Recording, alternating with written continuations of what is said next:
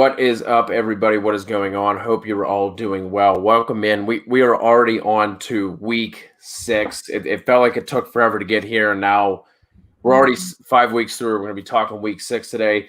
It is Cody and Kev from TFA coming at you, but enough. I'm not even going to talk about us. We have a TFA OG, the queen of TFA. We have royalty here with us tonight. She is coming back to the TFA airwaves. She was talking about pre-show, making Kev feed her grapes and fanning her off with those big leaves. Mm-hmm. She has come back to take the throne as the queen of TFA, and that is Jen Smith. You can find her on Twitter at the only Jen Smith. Jen, catch up the TFA fam. What's been going on? How are you? How are your teams? Talk to your people. Everyone's been waiting to hear from you. You guys are too nice. I'm sure there's nobody really waiting to hear from me, but they're going to have to anyway, right? So we were just talking before this about my SFB team, but we were kind of weighing it. I'm 5-0 right now, but I was kind of saying, as excited as I am, this year's a little bit of a crapshoot, right? So how much credit can you take? But then if you're losing, is it really your fault? So I'm very proud of myself and my team. That is kind of what we were sort of chit-chatting about before, but also I play a lot more DFS these days. So Kevin and I were joking that we kind of have to shake off some of those terms and switch our brains a little bit back to the redraft stuff. So it's kind of fun. I do a little bit of everything, and I found myself more in DFS these days. So that's kind of me catching me up.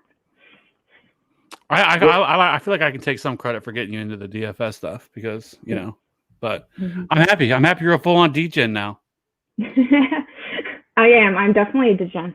Definitely. Well, I think you can take a lot of credit for getting me involved in general, right? I mean, not officially getting me into fantasy football itself, but definitely getting me into writing about it and making people listen to me on Twitter about football all the time. So I think you can take a little credit for most of it, right? Little ripple effect there. Well, and you did the rest. Mm-hmm. Well, we didn't even get to the news yet, and we got Rye jumping in the chat already asking us a trade question. So let's get to that first, and then we'll kind of touch on some news, and we'll see where it goes. We're just gonna freestyle. We're just gonna have fun tonight. This is gonna kind of be the pre-Sunday show. We realized last week when we tried doing the start sit, you guys were flooding the comments, which we obviously loved, but at the end of the day, no one's going to go back and watch a 2-hour YouTube show. No one's going to watch listen to a 2-hour podcast. So we're here for you. We're here for the people. So Ryan wants to know, would you trade Lamar for Julio if you have Herbert and Tanny on the bench? Kev, I'm gonna throw that to you first. I'm gonna let Jen mull that over. What are you thinking on that trade? Not for Julio, I would not. No, I think you can get more for Lamar Jackson. I know Lamar Jackson hasn't played as well as he did last year. I think he only has 2 games with over 20 fantasy points this year, and last game was really bad against Cincinnati. But I still think that I would wait for him to pop off, and if you're really wanting to make that move, I think that you can get more than Julio. I don't know what Julio has left. He has been in and out of the lineup twice now this year due to this hamstring injury. It does not look like it's going to get any better. So I would not trade for Julio. As enticing as it is, because it is still Julio, and I don't think Julio's washed like some people have tried to talk about on Twitter. But somebody with a soft tissue injury, hamstring, I just don't trust that. I wouldn't want to make that move. I know you're fine at quarterback. I don't know why you're carrying 3, but if you're really wanting to trade one, I would rather trade Lamar for somebody else. Mm-hmm. Yeah, I'm with Kevin on this. I think Lamar is kind of trending up. I know he's struggled lately, but I really think he's going to get his stride. They have their bye coming up. They have Philly first. I'm just looking at their schedule, and I just think he's going to get it. He's going to get it going. So I would either do what Kevin said and wait for that game and then sell high, or just keep him and try and trade one of the other ones. So yeah, I would try and trade Herbert coming off of the Island game. With the game that he just had that most people probably just watched. He's been playing really well too. Yeah, so I'd probably try and trade him. I mean, I don't think you're going to get a Julio-esque type in return, but you're going to be able to get a solid running back or a wide receiver if people are hitting you up in your league for a trade for a quarterback. So I would look to trade somebody else not named Lamar.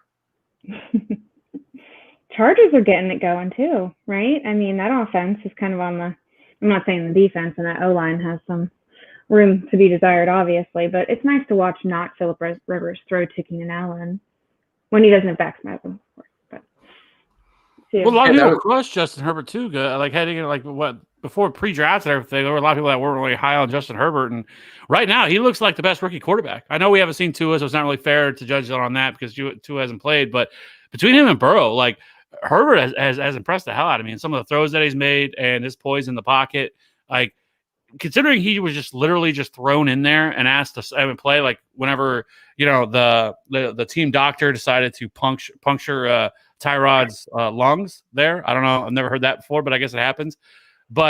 And the fact that he came right in and he balled against the Chiefs and like he's played well ever since. So yeah, I've been really impressed with Herbert, and like he's kind of saved a lot of people because people that would have drafted Mike Williams or even Keenan Allen, those guys. I don't think those guys would have had a very good season if had Tyrod played the whole year. So he has well exceeded my expectations. Mm-hmm.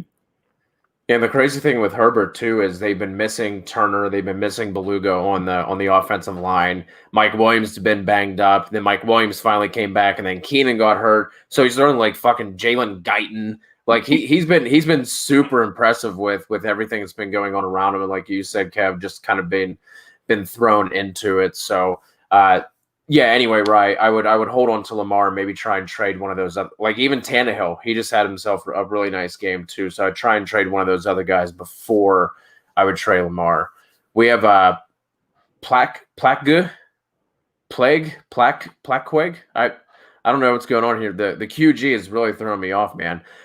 His team right now, his or her team right now, Kyler, James Robinson, Clyde, Thielen, A-Rob, Aaron Jones, Jimmy Graham, bench, Josh Jacobs, McCaffrey.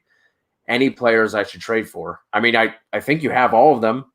I'm not. So is this a 6-person league or 3 or oh my goodness? How do you go? Yeah, that's from that. I would be very, very content with what you have. Obviously, outside tight end. Yeah, tight end. But I mean, who are you trading out of that group to really go for a tight end? Are you going to do something like Josh Jacobs for like Kelsey? Would you be looking at doing something along along those lines? Because I don't know what tight end you're going to go out and get right now with Hunter Henry on the bench. So tight end isn't even really a. I think you're good. Mm-hmm. Yeah, I wouldn't. This team is amazing. Like, yeah, you are set. Like, I don't know what to tell you. There's not much you can really do. I don't know how you really get better. It's 10-person league. Like you, you absolutely killed it. Yeah, you killed it. CMC's about to come back too. Oh my god! Right? Yeah, he should be back. Yeah. I think he's supposed to probably be back next week. I guess if he's got that, you could. You could flip one of those running deal backs. One of your running backs. Yeah, you could deal one. If I was gonna flip one of them, it would probably be Clyde Edwards-Helaire. Would you wait for the game? He's going to have a game soon. You know he is. He's going to get those 2 touchdowns, one through the air and one on the ground, and people are going to be like, "Oh, I knew this whole time," right? Well, okay. So I guess we can. I guess one of the obvious news stories that we haven't talked about is Le'Veon Bell was released, and my thing with this is I think there's at least there's a 60% chance that's where he lands. Because the Chiefs were actively interested in Leonard Fournette before he signed with the Bucs. They were actually interested in bringing in Adrian Peterson before he signed in Detroit. They've been looking for another running back. So it's not crazy for them to bring in Le'Veon Bell. He has ties with some of the players on the team. He's really good friends with Chris Jones. Chris Jones has already been trying to recruit him. Back whenever he was a free agent with the Jets, he showed interest in playing for the Chiefs during that time. The Chiefs just didn't have the money to really make it work. So now that they could basically get him for league minimum now because the Jets are going to be still paying him this year because the guaranteed money he still has on his contract. So the Chiefs could pay him league minimum or vet minimum and bring him in. And I think he would be a great fit in this offense. And so people that are Clyde Edwards-Helaire owners, like I would be super nervous because if Le'Veon Bell enters the fold, like I don't think he takes over this backfield, but he's certainly going to eat into a large chunk of what Clyde Edwards-Helaire gets. And that's a problem because Clyde Edwards-Helaire actually it's funny because we were talking in our DFS chat that we have with the guys on the DGen pod, and they were talking about like, he's been terrible in the passing game. But then you go look at his numbers in the passing game. He's actually been great in the passing game. Yeah. He's 4th in the league in targets, but he's actually just not been very efficient as a runner. I mean, he's had 7 opportunities on the goal line, was stuffed every time. And so the biggest concern I think people have with him really comes down to the fact that he's just not finding the end zone. I think if he was, I think we'd be talking a different tune about Claudio Solaire, but still, like, he's been pretty average so far this year. And so if Le'Veon Bell enters the fold, like, he's certainly going to be used as a pass catcher. And I think he could end up taking his role on the goal line because Le'Veon Bell is a great goal line back in his own right. So that scares me if I own Claudio Solaire. And so, like, if somebody wanted to offer you something for Clyde, but it's tough because then you're taking that gamble because maybe he doesn't sign there. Because I know there's other rumors, but I think there's a real chance that that's where he ends up landing. Because I think he wants a shot at the Super Bowl. He is 28 years old. He doesn't have much time left, and so obviously signing with the Chiefs would give you probably your best bet. I didn't know that, but they were shopping him before. I honestly, every time I see the story, I just think of how ironic it would be if the Steelers grabbed him again for way less. And just how kind of I don't think he would do that. I have no idea how that would play out. But I'm just, as soon as I saw it happen, I'm like, wouldn't that be funny? If he's like, I want that O-line back. Give it back to me. I want that coach back, right? Well, give me a shot. But I don't think the Steelers, like, I think you're right, that Kansas City obviously has a better chance if he's looking for a championship, sooner rather than later. So. I think it actually would be hilarious if the Steelers brought back him and Antonio Brown. Like, that would be great. Like, wouldn't that be great? Just bring the boys back together for one more run. Oh my God! All the bees. Oh, I remember when Killer bees. Isn't that what they called them? And then you wore those. And the bee uniforms. I love those. Oh, I loved them. I hate them. Should I pick up Chris Godwin? Someone just dropped him. Yes. My Lord. Yes. Yeah. Yes, Stop talking to us. Go pick him up, and then come back. So who are you going to drop though on that team? So, like, obviously, I don't think we're probably not seeing his entire bench. Jimmy Graham. Drop Jimmy Graham. Oh yeah, he's got There you go. Henry. There you go. I don't like to carry a lot of tight ends, so we got a question from the Goochmeister. PPR league starting Clyde and Hunt at RB, need 3. One is a flex, so he needs 3 of these 5. A-Rob, Woods, DJ Moore, Crowder, Montgomery. Got to play A-Rob, right? Got to play. He's locked in. Oh shoot, and he's got Montgomery though. Montgomery's got such a juicy matchup. Oh, it's so juicy. But do you really want 2 Bears? Oh shit. Shit. I mean, I still, because either way, I'm not going to plug in Montgomery over A-Rob in my lineup, so I'm still going to go A-Rob for sure. Yeah. Let's see, we have. Who's the Rams play? The 49ers. That's why I thought it was 49ers. Okay. Rams versus the Niners. They're banged up. Then you have the Falcons versus the Vikings. Does he have a Falcon? No, I was looking. I was going to say, where's that? He's got DJ. Are you just going the first 3? You just going A-Rob, Woods, DJ? I do like Montgomery's matchup a lot. So for me, it's A-Rob and Woods. Like, they're locked in 100%. You're not even worried about that, right? The question becomes, to me, actually, is DJ Moore and David Montgomery, because David Montgomery has, especially once Tariq Cohen has left, has really took over this backfield as the every down back. The last 2 weeks, he has played 86% of the snaps and 78% of the snaps, 35 routes and 31 routes. He's had 6 and 8 targets each of the last 2 weeks. Last week, he had 7 receptions for 59 yards and a touchdown. It's really hard to deny that. And if it's ever a decision and it's close, if it's between a running back and a wide receiver, I'm always going to go with the running back because they're going to get more opportunity. And again, in this game against Carolina, I hate playing 2 Bears. Hate it. But I think that there's no way I can sit Allen Robinson, and I just can't sit David Montgomery right now. Like, I think low key, like, he's one of the best buy low candidates. I know we'll talk about buy sell, but I think he is a great buy right now in fantasy because of that. He is going to continue to get that work. Now, again, they could be a team that brings in Le'Veon Bell. But as of right now, that's where I would go. Mm-hmm. Gosh, I know, Gooch. I hate you a little, but I can't because it's beautiful this week. Carolina is just like, please run all over us. Please throw the ball. Please just score. So it's just hard to pass that up. But also, great team. Didn't say that, but when these decisions are hard, it means you did well. I mean, that's DJ Moore. Whew. I'm liking that. We were planning on possibly getting into some flex plays. David Montgomery was going to be one of mine, so I'll just throw this in here now while we're talking about him. Montgomery is quietly tied with Joe Mixon for 6th most routes run amongst RBs, and the Panthers are giving up the most fantasy points per game to running backs, and they're tied with Atlanta for the most catches allowed and giving up the 3rd most reception yards to running backs as well. So, I would roll the two receivers and then Monty there. Truman is here. Had Daxo in need of a QB. Is getting Lamar for Anderson and Crowder a good trade. Has Devontae, Galladay, and Godwin at wide receiver also. So would you give up the wide receiver 1 for Carolina, Robbie Anderson, and Crowder for Lamar? No. Oh wait, he's getting Lamar. Yeah, okay, I would. I was reading it the other way. I was thinking. I would take Lamar. Oh yeah, for sure, 100%. Yep, slam that accept button.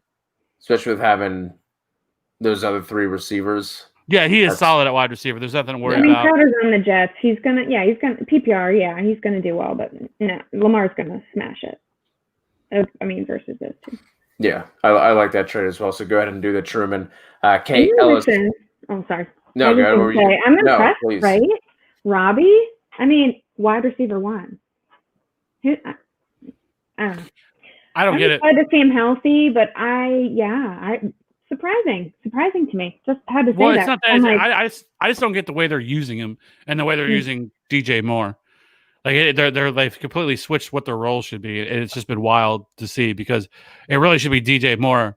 Because DJ Moore has always been a yards after the catch monster and a great short intermediate. He's one of the best route runners in all of football, and they've turned him into like a go route. Mm-hmm. And then they've made Robbie Anderson the short intermediate guy, and he's always been the king of go route. So like I don't understand exactly what they're doing, but I guess it's working. They're starting to get on a little bit roll here, and Robbie Anderson has been great. Robbie Anderson has been good, and I think we people were too low on Robbie Anderson heading into the year. Despite the fact that I think some of it was the fact that you have Teddy Bridgewater there. How are they going to look? Because Teddy Bridgewater's never been really a deep ball passer, and so that's why people were down on Robbie Anderson. But little did we know that the roles were going to be flipped. So, all right. So we got Kay Ellis talks with playoffs already on the mind. The close race for he or she: Watson, Moore, Chark, A-Rob, Woods, A.J. Brown, Hunt, Henry, Cook, Mixon, Madison, Sanders, Andrews. Your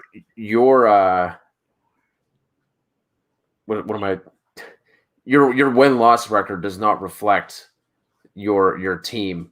Would you trade Watson and Moore for Lamar and Anthony Miller? No, I would hold on to Watson and Moore. Yeah. I'm trying to look at the rest and see what package, but I would just stick with it, right? Mixon, Sanders, Chark, A-Rob, Woods. Obviously, the thing though is I can understand why though, because it's a lot of names right now, right? Because if you look at Mixon's had the one big game, and other than that, he hasn't been great. Miles Sanders has been pretty good. I was really surprised with how well Miles. Though I should say, all of his production came on that 74-yard touchdown, but that's fine. We'll take it as fantasy football. Who cares? But it was tilting. And then Watson has struggled in his own right. He finally bounced back last week.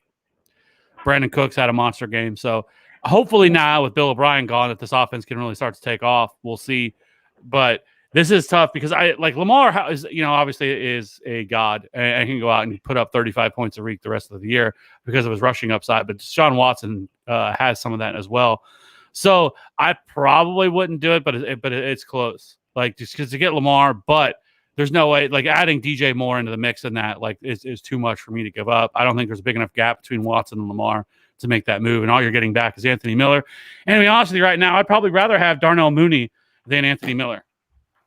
Yeah, I'm sad to say it. You know me and Anthony, we go way back. Our love affair, but I thought he was going to have it. He always teases me and then he takes it away. But Mooney, 100%. I mean, he's on the ups and Miller's on the outs for sure. So.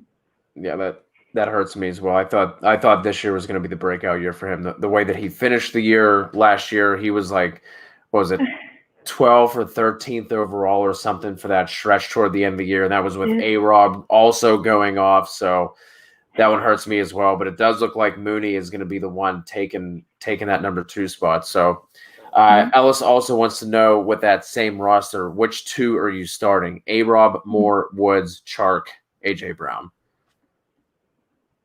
Well, we already talked about A-Rob. Yeah, let me look at these. I think you're gonna lock in A-Rob there. More Woods, Shark's banged up, and they have he's banged up, right? We got Woods going up against the Niners. He was already talked about. And then we have the Panthers going up against the Bears. So I'm gonna go AJ Brown. It's Houston. Tennessee's Houston. Yeah. So Houston's been terrible against the deep pass this year, and obviously that is more AJ Brown's game as well. So, and right now, I mean, if Corey Davis is out, like, this dude could see 35% of the targets in this offense between him and Jonnu. So, especially if they get behind, and as well as Ty Tannell's played, like, I would probably go. I'll probably go AJ Brown. And Brown, right? Oh, you have to start 2. Oh shit. Yeah, I'm already locking in Allen Robinson, 100%. So A-Rob and AJ Brown then. Yeah. Like that as well. Woods, Woods has kind of been underperforming, hasn't he? Yeah. These are tough. Well, welcome back, Jen. Right? I'm like, oh my gosh. Just throwing you right into the fire. So Rye has another question. We were just talking about Tannehill. Would you rather have Fitz versus the Jets, Tanny versus Houston, or Goff versus the Niners? Tanny. I think. Who is it? I want it to be Fitz, but he always has the chance of going out and just going like 150, 1 touchdown and 4 picks. I think the play there is Tannehill. Yep. Kev?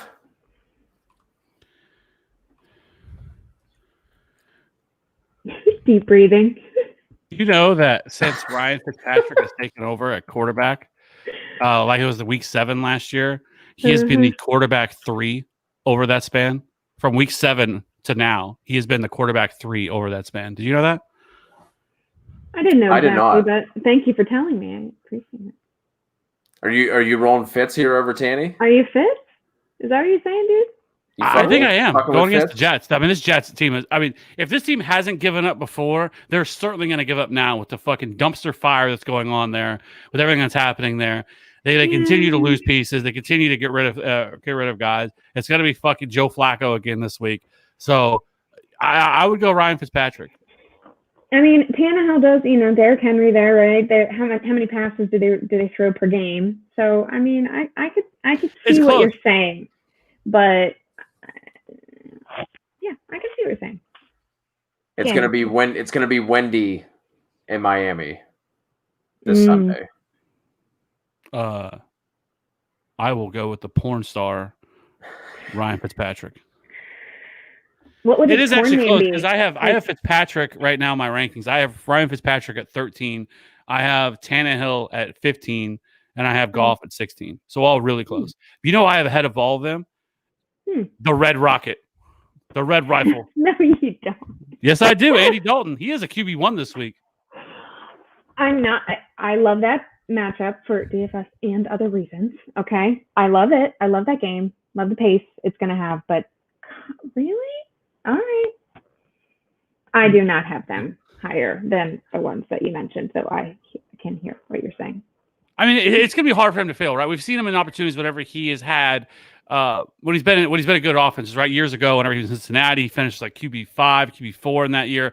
Now he gets to come to Dallas. He looked pretty good last week, but now, with CeeDee Lamb, Amari Cooper, Zeke, Gallup. I mean, this offense is loaded. It's going to be really hard for him to fail. This defense is still going to be terrible. They're going to have to throw the ball. And so, every week, Andy Dalton, does he have Dak Prescott upside? No. But can he be a solid QB1 every week? Yes. So that's why I really like Andy Dalton rest of season, really, because nothing's going to change. They get to still play the terrible NFC East. And so Andy Dalton is a solid backup option. And so if he's out there, he's somebody that I do have some interest in. Mm-hmm. I mean, I'm looking at his schedule, Yeah. Jonathan Whitaker wants to know Deontay Johnson or DJ Chark if they both play. Deontay gets the Browns. DJ Chark gets the Lions. It's DJ Chark for me. I can't trust Deontay Johnson right now. I love Deontay. The dude's a beast, right? But last week, again, burned people with he gets a back injury. I didn't even see it. Did you guys see it? I didn't see it how it happened. I thought maybe it was the hit, but I don't think it was the hit because as soon as he got hit, he jumped up and was mad that he got tackled. It wasn't like he was on the ground. So I'm thinking they talked about maybe it was a punt return and he turned awkwardly or something. I don't know, but you cannot trust this guy right now. I love him. You're not dropping him, but I can't play him right now until he gets back into the mix. Now you have Chase Claypool, which listen, Chase Claypool has been a great story, but I think some of the love for Chase Claypool right now is a little slightly over the top because he does not even have a red zone target yet. None of his touchdowns have been inside the red zone or inside the goal line, and so they're a little fluky. It's boosted him a little bit. I love Chase Claypool long term. I think Chase Claypool could be a beast. I know that Cody hates Chase Claypool, and he's a Steeler fan. I don't know. I don't get it, but I do think long term, I think he could be good. But everybody went out is spending a number one waiver add Chase Claypool or spending a ton of fab, and I think that's a mistake. Yeah. Well, wide receivers in Pittsburgh, they do good.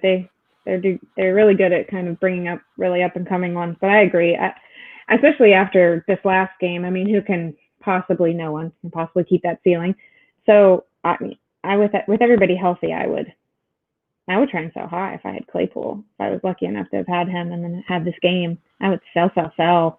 I mean, I'm not saying he won't be okay, but how are you going to predict when and how the rest of the year? And I just think with all the weapons back, they're not using Juju the way they should either. So anyway, I just think, that was fun to watch. But I just hate Claypool because I think the Steelers got. I think they watched the combine and they were like, holy shit, he's big and he's fast. Oh my God. If you watch him at Notre Dame, he does not have, what did he run, a 4.38, a 4.4, whatever he ran. He did not have that speed when he was in pads and facing a defender. He's still a freakish athlete, but it's like what happened with Miles Boykin last year. It was the same thing. If you watch him actually play, he does not play to the athletic testing numbers that he put out the combine. And I just want to see the Steelers burn. It needs to happen. There needs to be. It's just gonna anyway. It's gonna end up being a tangent. Max, appreciate the question, man. We were actually gonna talk about this anyway. So let's just hit some of our buys right now for the week. He wants it for non PPR, but we'll just hit the ones that we have. I'll start with mine. I was gonna say Michael Gallup. I know he's severely underperformed. This isn't necessarily based off of the 3 or 4 targets that he got from Andy Dalton. And I'm not saying that Michael Gallup is AJ Green, but I think Andy Dalton is used to, that's what they've been doing with Michael Gallup. He's been the X receiver. They haven't been moving him around the way that they have with Cooper and Lamb. So he's just been stuck out at X receiver the same way that the Rams did with Sammy Watkins a couple years ago. Just go out there, be on an island, play X. And we've seen Andy Dalton be willing to take those shots down the sideline in contested situations. If you look at Amari Cooper's snap percentages over the past couple of weeks, they've actually gone down every single week since the beginning of the year. So it went 94, 91, 79, 77, 64. Maybe that's just coincidence. Maybe there's nothing to it, but he has been banged up. He's been held out of practice. He was banged up to start the year. He was banged up to start the year last year. So if his snaps start dwindling a little bit, they obviously can't play defense against anybody. So I like Michael Gallup as a sneaky buy low for both. I mean, I don't even really know what you would have to give up for him in redraft, but I also like him as a buy in dynasty leagues as well. Jen, who was your buy low for the week? Mine was somebody that's probably going to make me cry, but I'm still buying low, and it's Mike Williams. I know he's broken my heart in the past, and you can call him what he is, but he's just so talented. I've watched him. I like this Chargers offense with Herbert. I think they're on the ups. I like their schedule. I mean, he's coming off 8 targets. I know Keenan's going to be fine, but I think this is the week to snag him because they're on bye. If you can stand it, I know 2020 is like hashtag horrible. So if you can't do it, I get it. But you could sneak underneath. He just had this big game, so if he's on bye, that could give you the edge. And people are like, oh, I don't want to pick him up because of all the issues. So you could kind of really get under there and snag him. And I think week 1 he had 9 targets. I know it was different quarterback at the time, but when he is healthy, he is involved. And if you watched this past weekend, it's hard not to be impressed with him and his talent when he's healthy. And all you gotta do is just hope that he stays healthy and doesn't break our hearts, but you're not going to buy him for much. So give it a go. Kev, who you got? Mine is actually Joe Mixon. He's obviously had that one monster week where he scored 42 in week 4 against Jacksonville. Last week against Baltimore. The thing that's most encouraging to me is kind of the stuff that we talked about during draft season was he actually going to be involved as a pass catcher, because he really has never been. And to start the year, it didn't really look like that was going to happen either. I mean, he had 2, 4, and 3 targets in each of the first 3 games. And then all of a sudden it's like, I don't know if somebody went to Zach Taylor and was like, hey, motherfucker, this dude can actually catch. Maybe we should start using him as a pass catcher. And so, over the last 2 weeks, he's had 6 targets in each of the last 2 weeks. He's had 6 and 8 targets each of those last 2 weeks. And I mean, when a guy's getting 31 touches a game, because that's what he's got in the last 2 weeks, is 31 touches per game. That's just too good to pass up. And I think people are probably going to be tired of his up and down play. But I think you can get him cheaper than what you should be able to get, cheaper than what he normally should go for.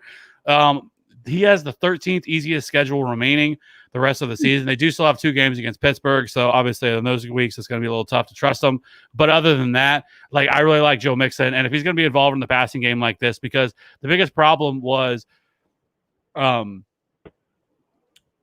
Bernard was getting those opportunities early in the season. Now that's not happening. Gio Bernard has almost been phased out of the offense, and they are leaving Joe Mixon out there as a 3-down back. So I absolutely love him right now. He is on the season. He is 7th in routes run among running backs. He has a 11% target share on the season. So I like Joe Mixon, and if you can acquire him, I still think that you can get him at a relatively good price. So I'm all about Joe Mixon.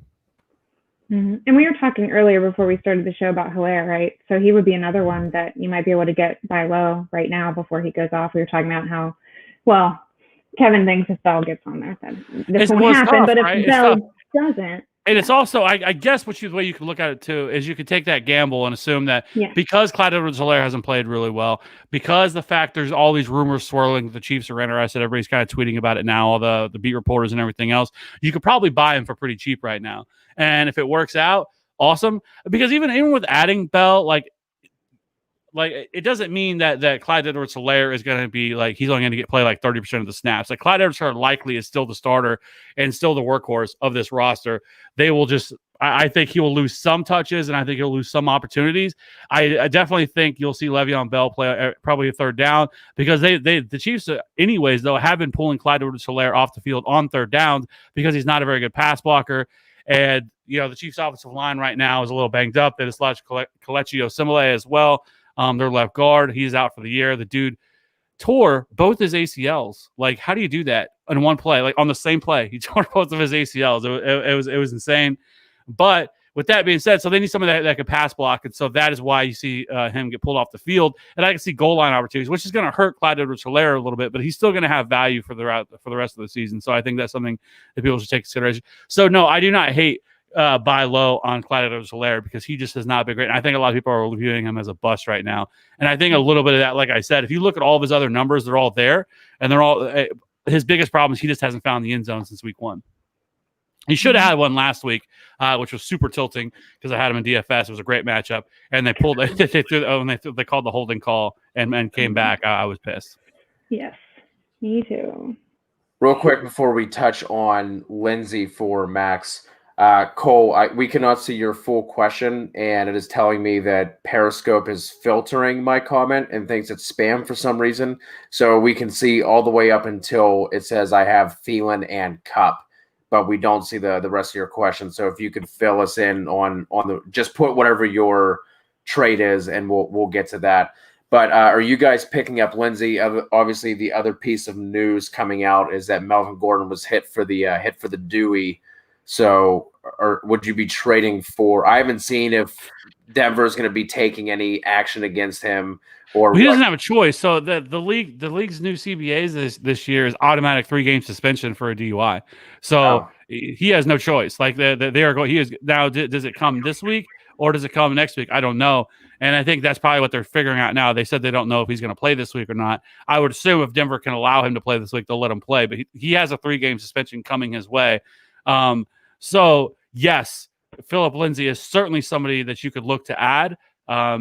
He's likely available on waivers as well because he's been out for a while. So I can see people have dropped him. So if he's out there, and a low-key good ad would be Royce Freeman, because Royce Freeman is also still going to have a role. The good news also with this offense is Drew Lock is actually back. He's actually practicing in full. So that should give a boost to this offense with adding Drew Lock back. Obviously, they don't have Cortland Sutton, but Noah Fant should be back this week after they went on that bye. So, yes, if Philip Lindsay is on your waiver wire, I would add him. And not just that, if you wanted to trade for him, you could. But I don't think that you need to go out of your way to do so. Just because it's still only going to be a 3-game. It's still only a 3-game suspension. So it would just depend on what it took to get him.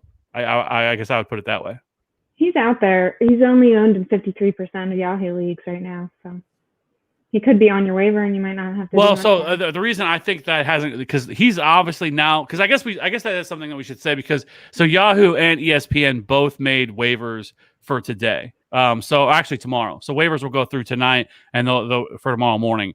So waivers are all still out there. So nobody's been able to be added. So it probably is going to now go in terms of because I know I did the waiver video earlier in the week, and for me it was Alexander Mattison number 1, number 2 was Chase Edmonds. But for me, it's really Chase Edmonds long-term and then Alexander Mattison for the short-term just for this week, because Alexander Mattison is mine RB3 on the week because it looks like Dalvin Cook is going to be out. But now with this news, I think you have to put Philip Lindsay now. I would probably really – it's for a long-term situation. For me, it would be Edmonds, then Lindsay, then Madison. It just really depends on what you're looking at and what you're needing, because this week, Alexander Mattison is an absolute smash play. Mm-hmm. Speaking of Alexander Mattison, we got our guy Josh Twenter in here. Lost Dak, traded for Breeze. He's in a 2-quarterback league. Has Rodgers, Breeze, Goff, Dalton.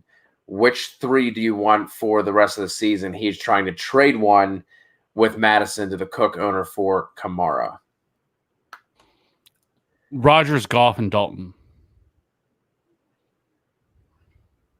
Yeah.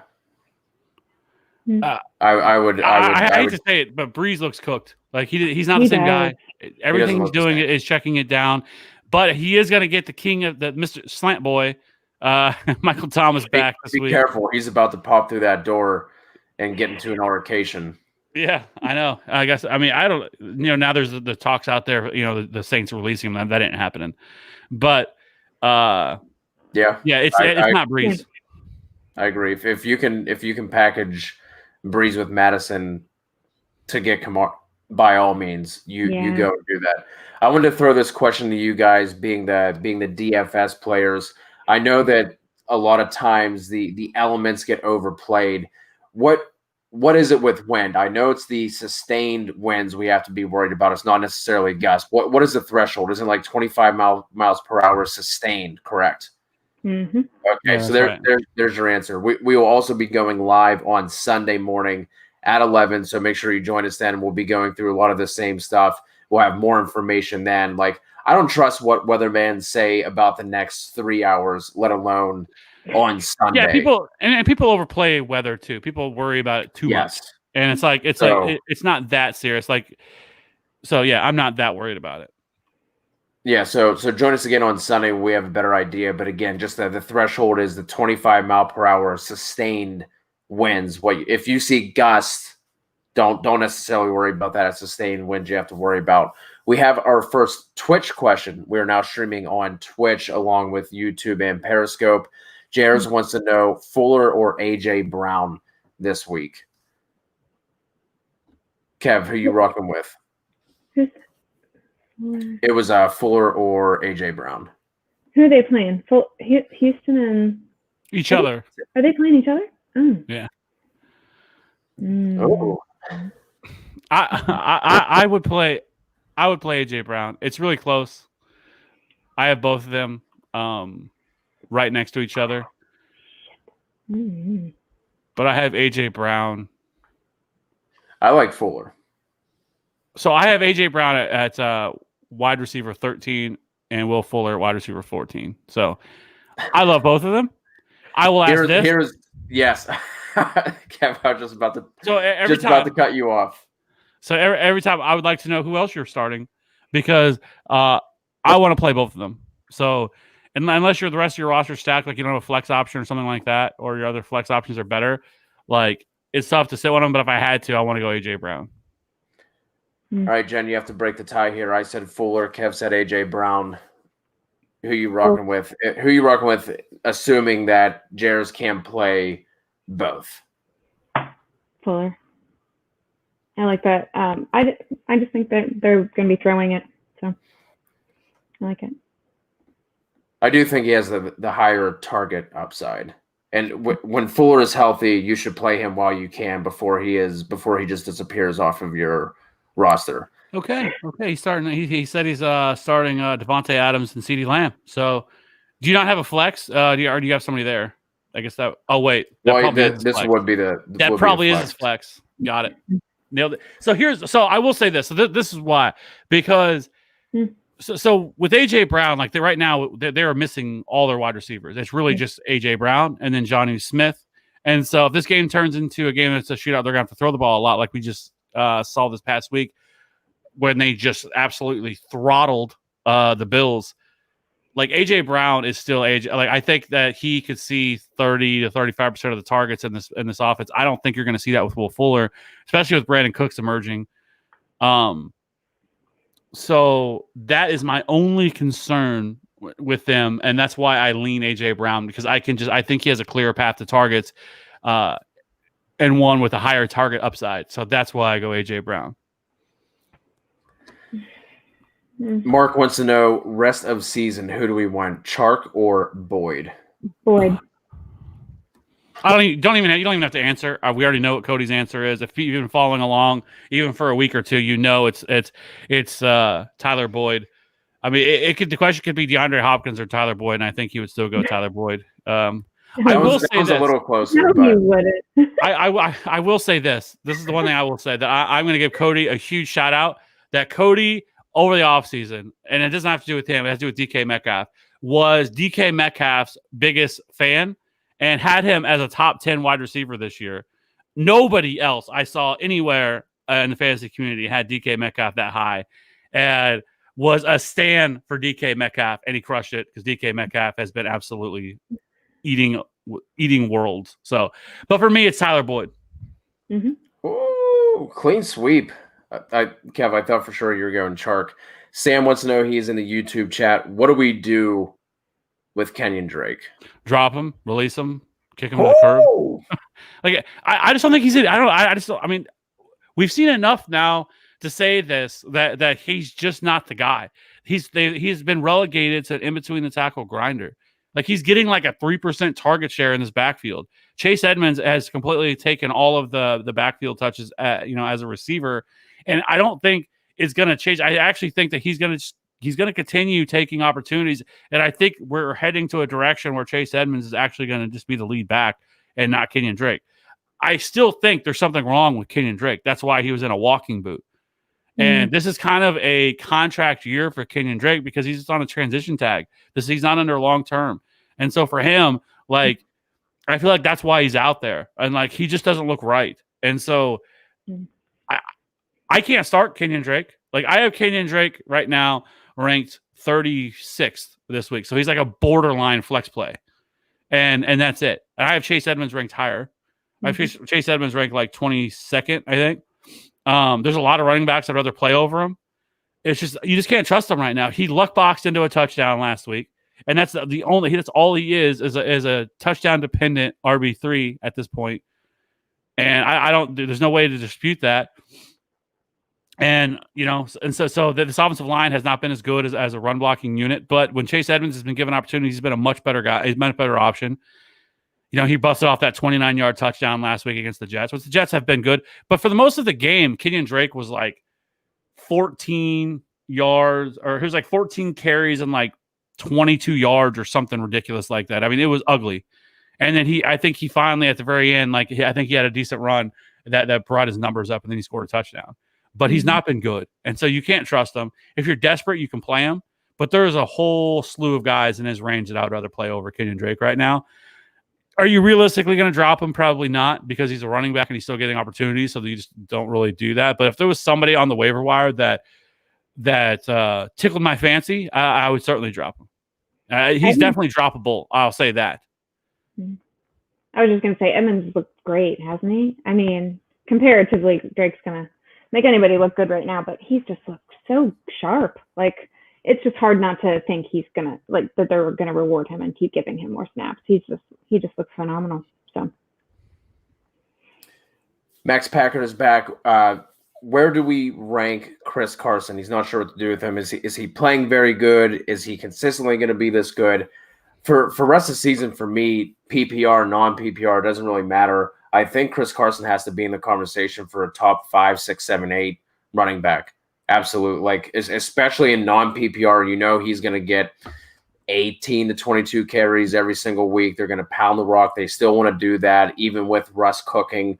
It's been a fucked up year with 2020 whenever Pete is letting Russ cook like that. And the Jets still can't be fixed by 2020.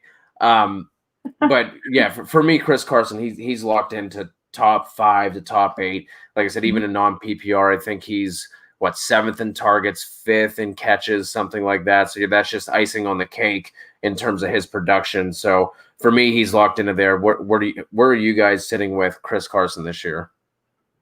Oh yeah, I couldn't agree more. I would hold on to him. Doesn't matter the format. You're going to get the touchdowns. You're going to get the touches, the opportunities there. I'm holding him and I'm playing him, and I am playing him. I have him, and I'm going to play him every week. Kev, any disagreement? He's been fantastic. He scored pretty much 20 fantasy points in 4 of the 5 weeks that he's played. I will say there is a little bit. So over the last 4 games, his snap shares went from 67 to 65 to 55 to 56. So it has dropped a little bit, but he's still producing. So it's hard not to love him, especially with this offense. His offense has been so explosive. He's got to get so many goal line opportunities. The question really for him is, can he stay healthy? Because he's had some injury, a little bit of injuries over his career. But right now, there's nobody in that backfield that even remotely worries me. So unless they do something crazy and add Le'Veon Bell, there's nothing I'm worried about. And he is a locked-in every down back. And, yeah, I mean, he's already in fantasy points per game. He is 7th right now. So. Chill Out 808 wants to know Big Ben or Deshaun Watson this week. Obviously, we got Ben going up against the Browns. And we have Watson going up against there's a Tennessee, right? Mm-hmm. Who do you guys like there? Watson for me, but I see why people would consider Ben this week versus Cleveland. I just won't ever consider Ben. I agree. Yeah, it's once again, it's close for me because I have Watson at 6 and I have Big Ben at 7. But yeah, I'll give it to you this week. It's close. it's definitely close with that matchup. No, I think the thing that would make me nervous there with Big Ben is they get out to a lead against Cleveland and then just kind of pound the rock after that. And then if Deontay is out too, I know Claypool had his week last week, but like Gav said, let's pump the brakes. I don't know, but Cleveland's now scored 30 points in 3 or 4 straight games. I mean, that offense is rocking and rolling right now. Mm-hmm. And Baker Mayfield's throwing for like 130 yards every single week. Is just so fucking tilting. I meant to bring this up like 2-3 weeks ago whenever I thought Baker was like, all right, he's my stream of the week. And it was the week they put up 50 fucking points against the Cowboys, and he didn't even break. It was I think he had like 160 passing yards. Super tilting. So I'm done with Baker in that offense until further notice. But anyway, I digress. Jen, are you saying you agree? I was just going to say, though I know there was one big play last week. Pittsburgh does pretty well against the run, so I do think Baker's going to be throwing, and it's going to be OBJ and Landry if he gets. I don't know. There was something a little off. I don't know. Landry looked a little off to me in the last game. Anyways, so I think it'll be through the air, but it's okay if you never want to play Baker, Cody. I get it. It's okay. And then also with Jarvis, he's been a little banged up or something, just not right with him. And then he's going to face a lot of Mike Hilton, and he's been playing really well for the Steelers in the slot. So that's something to watch as well. Clayton wants to know, needs some help deciding on flex spot this week in PPR league. Options are Mostert, Kupp, Fuller, AJ Brown, Crowder. Just one? For the flex spot.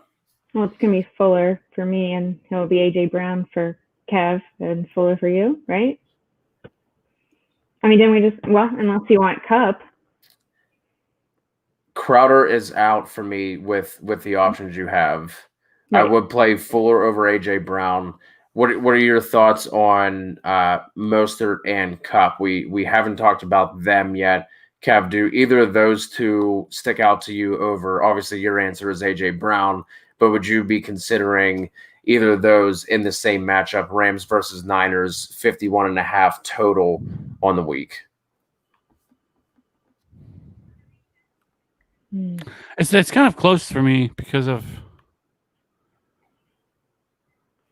So I mean, Mostert came back last week and was pretty solid actually. I mean, he played. I figured he would come back, especially as well as Jerick McKinnon has played in his absence. I did not think that he was going to come back and just kind of take back this backfield completely, and he kind of did. He played 60% of the snaps, though he only had 11 carries, 1 inside the red zone. He ran 14 routes, had 14.9, had almost 120 yards, no touchdowns. So it's close. I would probably still go Kupp just because I think he has a much higher upside here, but it is close. And this team is stacked again. So I would ask, this is another situation where I'm going to ask, like, who are you starting at running back and wide receiver? Because I have Kupp as a wide receiver 1 this week too. I have him at 12, and I have Mostert at RB 12. So it's kind of right there for me. And like I said, I usually lean towards running back just because he's going to get more goal line opportunities and more touchdown opportunities. So, here's the rest of Clayton's roster: starting Sanders, Robinson, A-Rob, Golladay. You're not moving out any of those options for what he threw out at us, right? I'm not. I'm keeping those ones locked in. Sanders would be the one that if you wanted to consider it, because it's not a great matchup against the Ravens. Though I say that, and look what he did against the Steelers last week, where he scored 2 touchdowns. One play. Well, he had 2 touchdowns, right? Yeah. Are you gonna start Mostert? Because I'm assuming it's start 2 running backs. Are you gonna start Mostert over Sanders? I can't do that. Yeah. So that's what that comes down to. So no, Clayton, keep it how it is. And then so Kev, you're going Kupp over AJ Brown? Yeah. There it is. The Walido, heavy on the Lido. What about Noah Fant this week? I know he's been injured, but it was back in practice today. Do you have another option, Lilino? And then we'll talk about Fant here. If he's back, I'd feel a lot better about this if he is back and also Drew Lock being back. I mean, that would kind of make my decision for me. I would base that off of whether or not Drew Lock comes back. But let us know who. Listen, Noah Fant is a baller. All right, so there's not many tight ends that I want to play over him.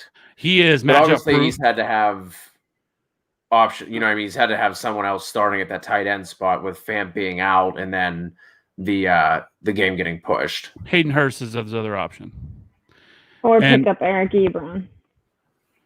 Yeah, it's Noah Fant. Noah Fant right now is average has a 20% target share. He is 7th in fantasy points per game. I mean, he has been fantastic. 6th in receptions. Like he has been by far their best weapon. He is going to see a ton of targets. I don't think New England is going to game plan to take away Noah Fant. Like I don't think they're going to put resources towards that. I guess it's possible that Stephon Gilmore could see Noah Fant, but no, I would probably lean towards. I would probably still lean going Noah Fant over the other options that he has. Would you start Fant if Drew Lock does not play? Yeah. So hashtag Fant no matter what. Yeah. I don't like New England. I don't like that matchup with him. So. Well, the other news is that Newton was taken off the COVID list, so he looks like he is on track to play. Devontae Adams got into full practice, I believe, today. Garoppolo was expected to be a full participant. Juju did not practice, but that's not – I guess that's not a big deal. They're just limiting his reps with his knee, and Deontay Johnson did not practice either. So I mean, practices, like we've talked about this before, like practices don't matter. I don't care about Wednesday practice. Like, care about Friday practice. That's the one that matters. Because right now, like a lot of these guys are getting rest days and everything else, especially with the no preseason and everything else. The only things everything's went. I don't care about what they do on Wednesdays. I care about what they do on Fridays. Fook, when should I trade Tyreek Hill and Nick Chubb for D-Hop? No. As good as DeAndre Hopkins has been, Nick Chubb is going to be back in a couple of weeks. Like it sounds like so basically he's going to be back week 10. He's got a couple more weeks, and then they go on bye week 9, and then he should be back week 10. And once he's back, and I mean, unless you're just absolutely desperate, is the only way I would think about it. But right now, getting Nick Chubb back week 10 for the rest of the season, with Tyreek Hill, like you're going to be kicking yourself later in the year whenever you don't have those guys. Running back's so valuable; he will be back, and that's not a concern. So. Well, Lito wants to know, how do you feel about Joe Mixon this week against a tough Colts D? Obviously, the volume has been there. Kev, you were talking about the 30 touches over the past 2 weeks. Well, Lito also mentions that. I don't think you can sit him just based on the volume alone. And then he has the athleticism to be able to break one off. Obviously, the Colts defense has been playing really well against running backs in half PPR. They are in the bottom half of the league, and they're actually giving up the 3rd fewest fantasy points per game to the running back position. But just based on, I'm never going to sit that kind of volume. Even if he wasn't averaging 30 touches per game over the past 2 weeks, even if it was only like 22, 23, like I still can't sit that. So obviously it's going to depend on the options that you have there. But you're just plugging him in and expecting an RB2 week versus potentially an RB1 week. That's kind of how I would look at that. Yeah, I'm playing Mixon. Yeah, 100%. And for reference, the Colts. Listen, the Colts defense is not the best defense in football. Okay, like some of it's been matchups on the teams that they've played so far, and how their schedule is kind of broken. Like, they're certainly not as good of a defense as what people are talking about them as. Like I said, they're not a number 1 defense. Right now, they are 16th in adjusted line yards, according to football, or 14th, in Football Outsiders. that's pretty much middle of the road again. So gets for a running back. So I'm not really worried about this. He can definitely, especially if he's going to continue to get this kind of passing game work as well. I'm all about Joe Mixon. Man, we got the battle of the tight end waiver wire here. Derek just wants to know Robert Tonyan or Schultz, full PPR. Who we rolling with here? I love it. I'm going Tonyan. Kev? Tonyan, Schultz. I think I would still go Schultz. Because I'm concerned with Tonyan now that Davante Adams is back. Davante Adams is going to get a heavy target share now that he's back. We know that. And so with Schultz, he still last week, I mean, he played 90% of the snaps. He still ran 28 routes. He only saw 3 targets, which is down from what he usually gets. And so that's why things were a little bit down. But he's still out there running routes, which is everything that you're looking for in a tight end. And he's playing 90% of the snaps. I would much rather play a guy like that than Tonyan, who's not going to get that kind of opportunity, especially with Davante Adams back. I mean, he's still going to be a goal line threat, red zone option. But I would much rather play the guy who's going to get more opportunity and more steady opportunity. Just because Adams is back, he was there week 1, and Tonyan was still out there 62% of the time. Yeah, but what was his numbers? There's no Lazard. Well, it was week 1. Mercedes Lewis was still involved at that point, and you can't compare them. They're different, but I don't know what his numbers were. What were they? They were I think he had 1 catch for.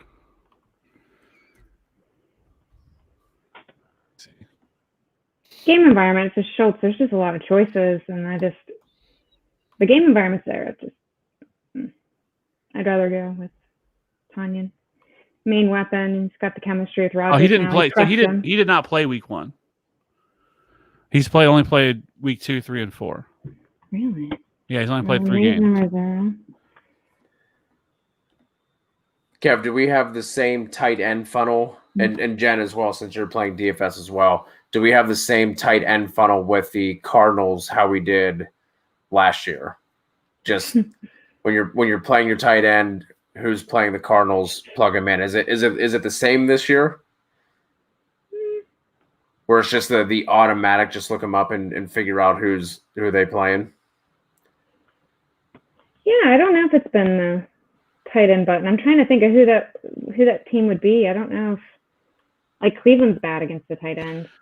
Right now, I mean, it's been the Saints have been terrible against the tight end. The Bills have been terrible against tight ends. The Falcons have been terrible against tight ends. Washington, Cleveland, Dallas, all these teams have still been terrible against tight ends. The Cardinals actually haven't been that bad. I mean, I do know that the Buccaneers have the linebacking core to be able to keep up with somebody like Schultz as well. That's why I was curious on the matchup front. Sure. All right, let's move it on. No, going back to Alito. Yeah, you're playing Mixon. I'm not. You guys are going to be playing Drake over Mixon, right? Wow, what a running back room there. Eckler, McCaffrey, Taylor, Mixon.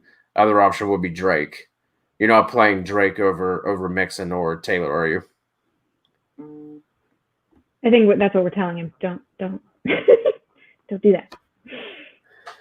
Jairus wants to know, is Hollywood going to be able to keep it up against Philly, who just got lit up by Claypool? I mean, I think you can keep plugging in Hollywood. I'm not afraid of that matchup at all. Definitely do not expect 4 touchdowns out of Hollywood, but Brown has been close. He had that. Kev, was that against KC where he got tackled on the 1? Was that game, or was that a different? I don't know. There was a game where Hollywood should have scored. He literally got tackled on the 1. I know his output hasn't been massive this year, but with Lamar, I think you have to play. You don't have to play Hollywood, but that's not a matchup that I would be. So. No, that wasn't against KC. He only had 2 receptions for 13 yards against the Chiefs. Okay.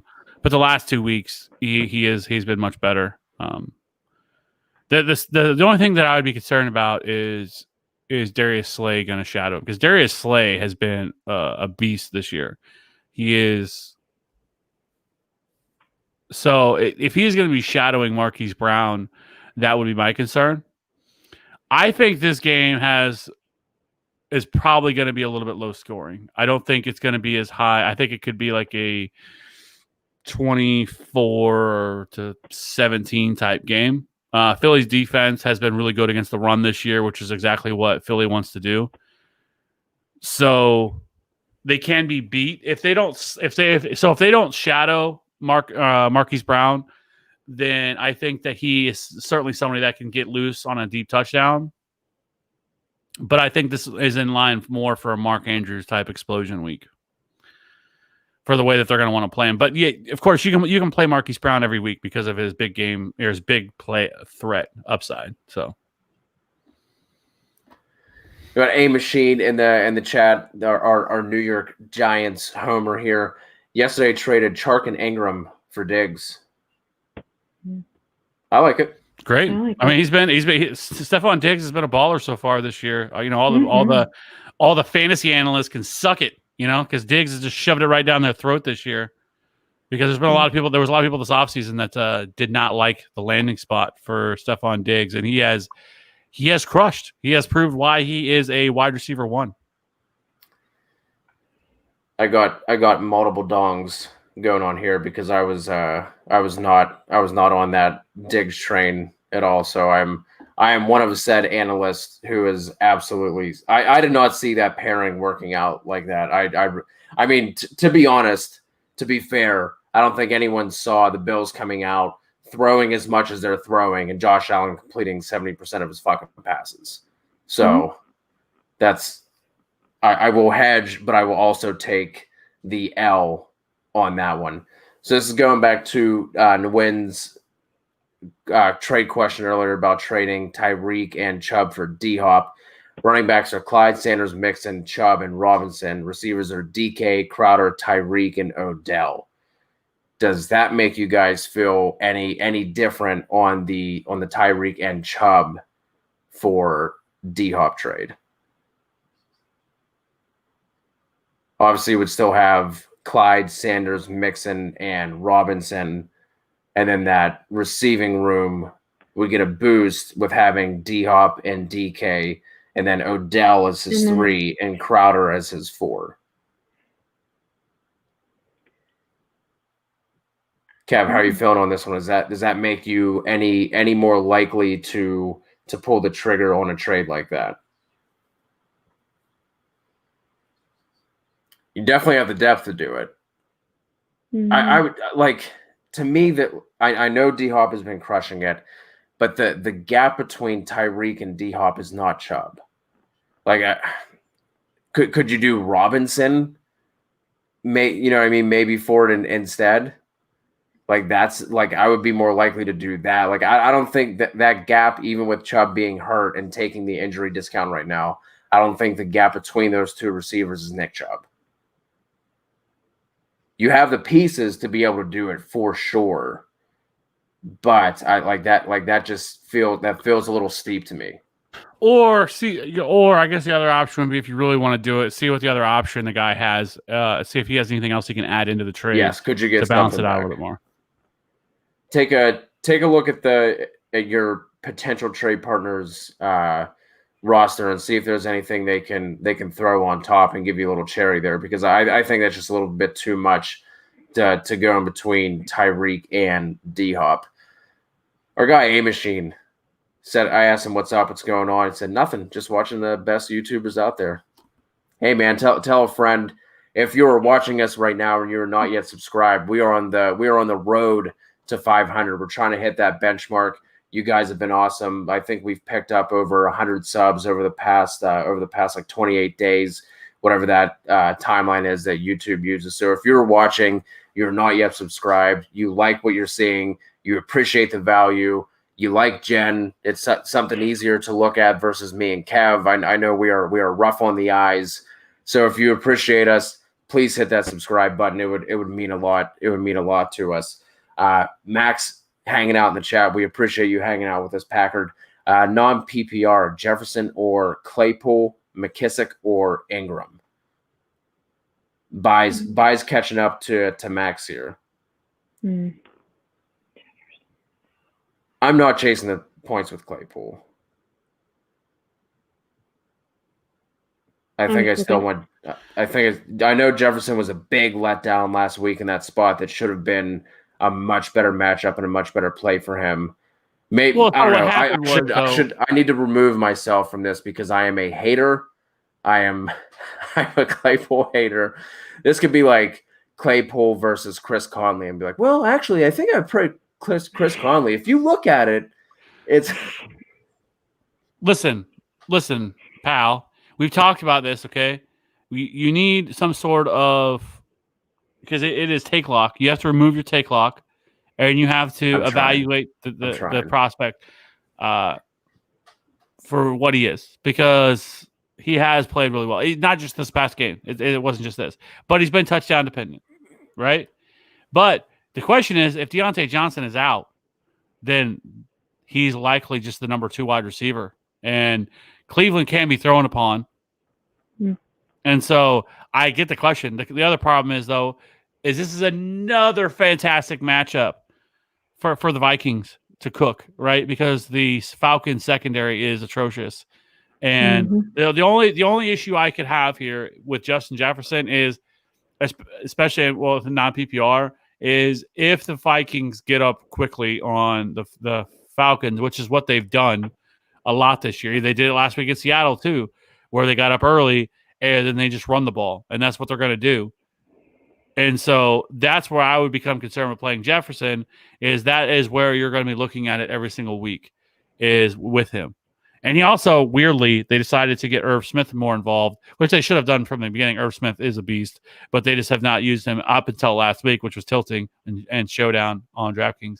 But regardless of that, for me, I think I would just go Chase Claypool. I think he makes the most sense, especially if Deontay Johnson's out. Now, if Deontay Johnson plays, I think it's a little bit more. I would probably lean more towards Justin Jefferson because I think that he's probably has a better opportunity for targets. But if Deontay is out, I think I would probably go Claypool. Jen, Jefferson or Claypool for you? Since it's non-PPR, especially if Johnson's out, I would go Claypool. But I like the Atlanta matchup. But, I mean, he has a good point. If they get up, they might just run it with Madison. So if Johnson's out, I would play Claypool. If Johnson's in, I would lean towards Jefferson. Then his second question, how are you guys feeling non-PPR McKissick versus Ingram? That Baltimore backfield is just such a shit show. But it's non-PPR, which is McKissick's like bread and butter. I mean, that's where it 8 targets, I think, last week. I mean, yes, but right. So you got to factor that in too. But I agree. I hate the Baltimore backfield. So I might even do it anyway with McKissick. But. Yeah, it's crazy. Mark Ingram only has 1 goal line touch this year. Yeah. And then Philly versus I think even a non-PPR I might go McKissick there. Right. Like at least he's had, I think, at least 5 to 8 targets every single week. I mean, they're even going up against the Giants, the Washington football team is not in any position that we're going to be like, oh man, what if they're ahead? What like noted, yes. Kev, McKissick, Ingram.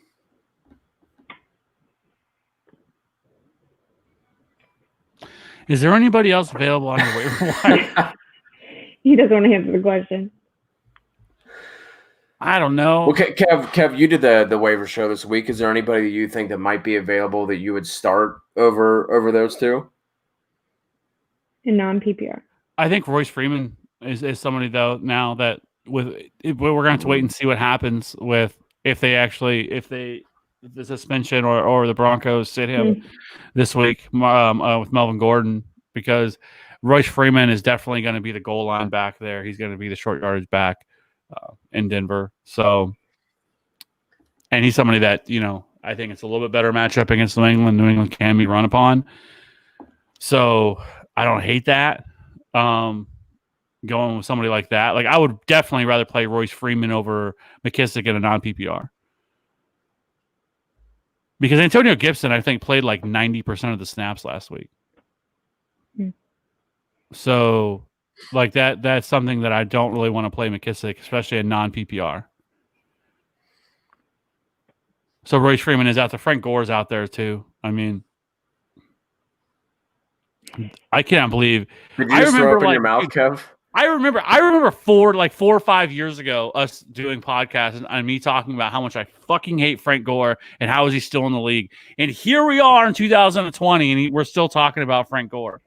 I mean, hats off to the man. Hats off to the man that he's still in the league and he's still able to, do something. Like I have to give him that. Like I'm not gonna just piss all over his grave, But I just cannot believe we're still talking about Frank Gore in 2020. But we are. Here we are. Like, so for me, like, I would much rather have Duke Johnson long term than McKissick for sure, especially in a non-PPR. And if you're absolutely like desperate, Royce Freeman, I think, would be the other guy.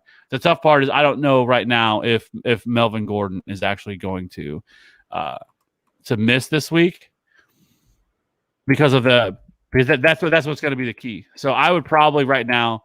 I would go Ingram, even though I absolutely hate it. And I think it's disgusting because this is the way they're using him. And Philly's been really good against the run. And so I can't go there. But I think for a long term, I think Duke Johnson is a really nice stash. But for this week, I would like to add Royce Freeman. All right, we're going to start. Max, just come back on Sunday. Come back on Sunday, Max, and we'll talk about it again when we have more information.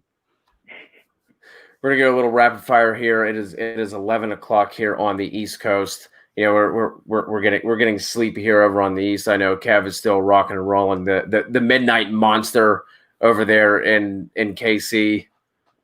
There it is. The midnight. That's what you need to change the handle to. Just midnight monster.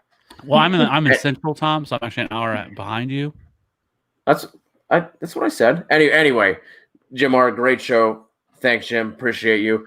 Edelman or Deontay Johnson? Let's assume that Deontay Johnson gets in a full practice on Friday. He's going to be good to go. Obviously, if he's not, that changes this. But let's just assume he gets a full practice. He's going to be okay. Are you guys rolling Edelman or Deontay Johnson? I'm going to go Edelman with Cam Newton back. Forgot Cam's back. Yep. Yeah, me too. Me too. Edelman for me as well. Mark, we were touching on this a little bit earlier. Kev, do you want to give your cliff notes on this situation? Yeah, don't get his team all going because I think I talked about this for like 5 minutes earlier. But all I'm going to say is this: Do I think he signs with Casey? I put it at about 60% chance. I think he's a great fit in the offense. They can sign him for cheap. And should you trade Claudio Solaire, it's really risky because I don't know what you're going to get for him. And two, if they don't sign him, then he's still the lead back here, and things are going to open up for this team. They'll eventually get the run game going. So it is pretty risky. But if they do bring in Le'Veon Bell, then that's the negative on the other side because he's going to lose opportunities. He's probably going to lose some of the goal line work. He's going to lose some of the passing work, which that's where he's been really the most efficient at. And so that is what would scare me. So it's kind of I don't know. It's not a great situation to be in as a fantasy owner. If you want to take the gamble, then go for it and see what you can get for him. But I wouldn't go crazy, and I would probably still try to hold on to him. I think if you could get fair to a little bit of a bump on top of Clyde, you could do that. But I wouldn't trade him at a loss right now. I wouldn't trade him at a downturn. And he is someone who I would take the risk of holding on to, and then if Bell signs there, then it's kind of whatever. But I wouldn't try to make a preemptive move on that front. Walito has 4 receivers: Godwin, Cooper, A-Rob, and Ridley. Needs to start a 3, leaning toward benching Cooper. Would you bench Cooper if you had Godwin, Robinson, and man, that's we have some nice rosters here. And some nice rooms between some of the listeners and the questions that we've gotten. So out of those 4, who are you sitting between Godwin, Cooper, A-Rob, Ridley? Who does Tampa Bay play? Who's Godwin play? That's what I'm trying to find. Green Bay. Okay. I think. I mean, I think those are all close enough that Julio is making a solid point with the question mark being Dalton. Like we've had some of these questions on our Sunday show again, starting at 11 a.m. Eastern. If you want to join us, then we've had some of these questions where it's been close enough that like it's not like your third receiver that you're starting is, like I said, Chris Conley. Like that's a stud group, and if you want to go on the safer route and just wait and see how it goes with Dalton, it's not like you're making a bad choice by rolling out Godwin, Robinson, and Ridley. Yeah. So I think in that instance, you're like I think that might be the right call for this week, and kind of just see how it goes. Because like I said, the other options you have there are all super strong options. Mm-hmm. Kev, do you have any strong feelings on those four, or is that kind of how you're leaning to? Is kind of just wait and see with Dak and with Dalton and see how that goes.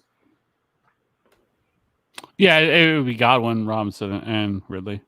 Mm-hmm.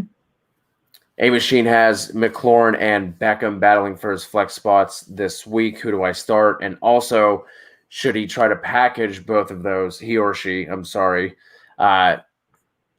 Package McLaurin and Beckham and try and get an upgrade at the position. So first, let's start with the start set. Are we going with McLaurin or Beckham? Washington is going up against the Giants, but that the total on that game is a putrid 42.5. I mean, especially compared to some of these other games, and obviously Odell going up against the Steelers. I'd rather have OBJ. Kev. It would be McLaurin for me. So looking at McLaurin, I think people will look at it last week and look at what happened and look at it and think, well, now that Dwayne Haskins is out and now they're going with Kyle Allen, who sounds like he should be back. They said he's still the starter as long as he's healthy, and believe that McLaurin's lost value. For me, you have to look at the Rams have been truly elite this year against opposing wide receivers, like elite. They have. So I think that had more to do with it than anything. And so this is a great matchup for the going against the Giants. And I just think, pure matchup, while the volume or the pace and the score may not be there, I think that he's still going to see a ton of targets. And so for me, I would go McLaurin. Now, as far as trading them, it's tough because I don't think it all because listen, fantasy football is recency bias. What has happened for you lately? You right now could not trade them at probably what you could probably get for them, especially after with McLaurin just coming off a really bad week. And then, Odell was okay. So I would much rather trade them at their peak than trade them right now where you're probably getting less for them. I just wanted to clarify. I didn't choose OBJ because I think McLaurin's done, or that last week was indicative of kind of his rest of season's value. I just don't like the matchup. Straight up, don't like the matchup with the Giants. I think they've shut down wide receivers to a certain extent. You are absolutely right that he'll get the opportunity. So I think he's like, his talent. You've seen him, and so I don't think it's a bad move to go with him. I do think it's riskier than OBJ this week versus Pittsburgh, though. I think it could be a situation where Cleveland is forced to throw more so than Washington. I think that could be just a slow-paced, just gross game. And the Steelers, their cornerback pairing rather with Nelson and Jen, who plays on the other side of Nelson? Why can't I think of his name? Hayden. The Steelers are giving up the fourth most half PPR fantasy points per game to receivers. So I think I would also go Odell there as well. Kev, where are those guys in your rankings? Do you have that pulled up? Do you know how close those two are? And then Derek, we touched on this question earlier already. Someone actually had the same quarterbacks. Kev said he would go Ryan. Jen and I said Tannehill for ours. So we're going to keep moving on and let Kev check out his rankings on McLaurin and Odell. I was just going to say I have McLaurin at 18 and I have Odell at 24. So not as close as the other ones from earlier. Got it. Yeah, I would go Odell too. I think the corners can be had, and I think Odell is still one of the top talents at wide receiver. But for me that is close. Giants dubs, not today, not this year, Junior. What do you think would be a fair trade for Lockett? I have David Johnson, Judy, Justin Jefferson, Mike Davis, Deontay Johnson to possibly trade. Oh boy. I mean, it would. Mike Davis. Yeah, but are you really gonna get a fair return on Davis with McCaffrey close to returning? You can see if you could fall for it. I mean, he's playing again this week. Mm-hmm. That's already confirmed. They've already ruled CMC out again this week. Yep. So it's the best time to sell Mike Davis. Mm-hmm. Mike Davis has been great, and he's probably going to be really good again this week. But past this, like, what's going to happen? You're right. So, I think it's a lot. I do think he'll still have somewhat of a role, but it's not going to be enough to make him a viable weekly option. And so, yeah, I would probably rather do that and make that move and try to trade him and maybe pack someone else if you really want Tyler Lockett. But looking at the options, I don't know if you really need it with what you have. TFA's favorite Hawaiian, Kanoa, is back in the building. Not a question I thought that, first of all, I didn't even know who the fuck Fulgham was at the beginning of the year. But Fulgham or Jeffrey, rest of season PPR.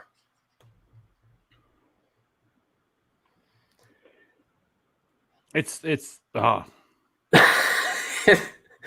You seem like you're going to come out strong there. Has Fulgham been playing on the? I don't even know this. Has Fulgham been playing on the outside? Or has he been playing on the inside?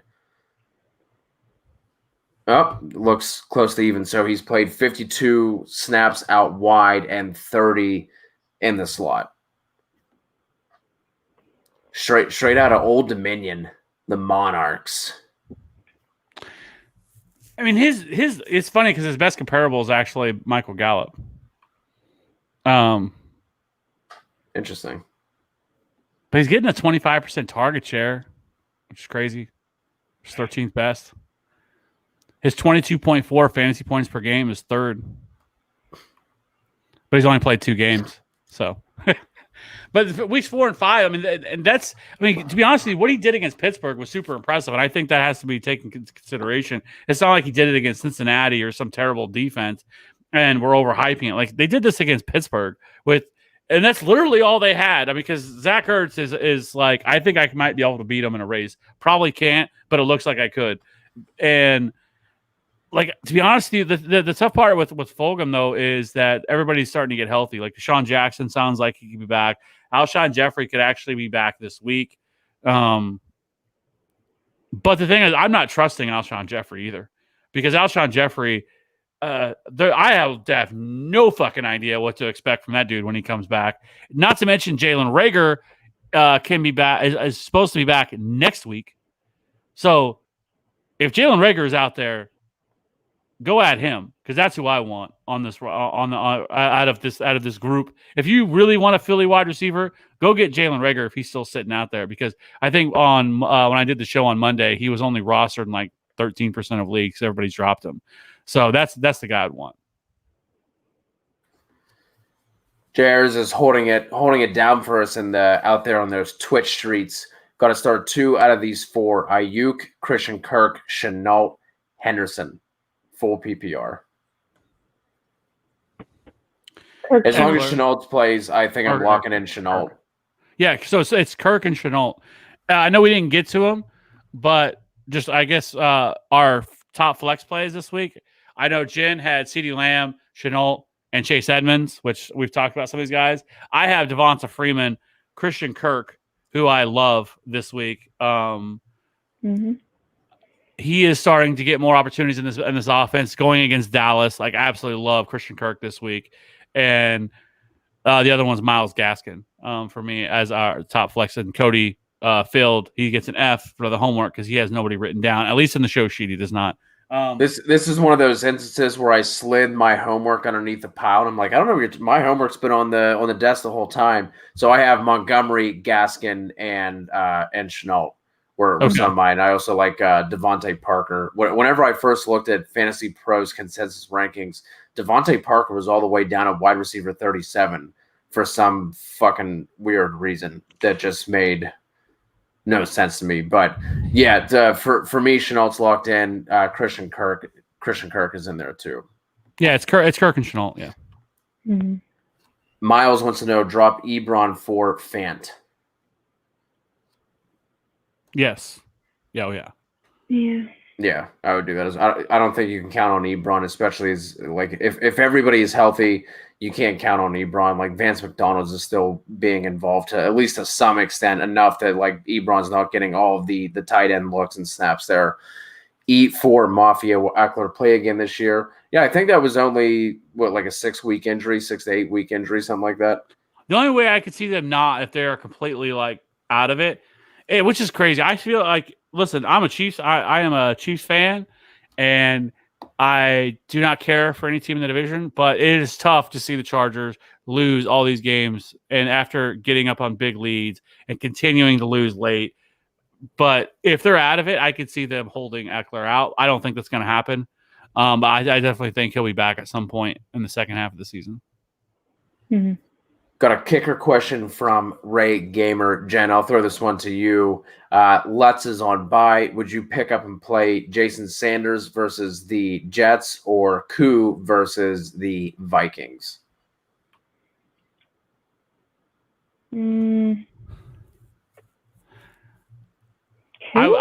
that's probably who I would go with. Yeah. I'd go Koo, I guess. I don't know if I've ever answered a quick kicker question. So that's first. They're rare, but hey, they happen. I like it. Since we've started the Sunday morning show, I think we had one. And I was like, I have to be completely honest with you. I don't know who these kickers play for. Like I had no idea what teams the kickers that the person threw out had played. Ray also has another question for us. Start 3 for a standard league. Cooper versus the Cardinals, Woods versus the Niners, Chark versus the Lions, Crowder versus the Dolphins. So which one are you sitting and assuming, obviously, that Chark plays? Which one was sitting? Crowder. Yeah, I'm sitting Crowder. Yep. E4, Edelman for Dobbins. Either way for me, whether you meant to say or instead of for, I think my answer is going to be Edelman no matter what. Obviously, unless it's a dynasty. Dynasty, it's obviously Dobbins, not even close.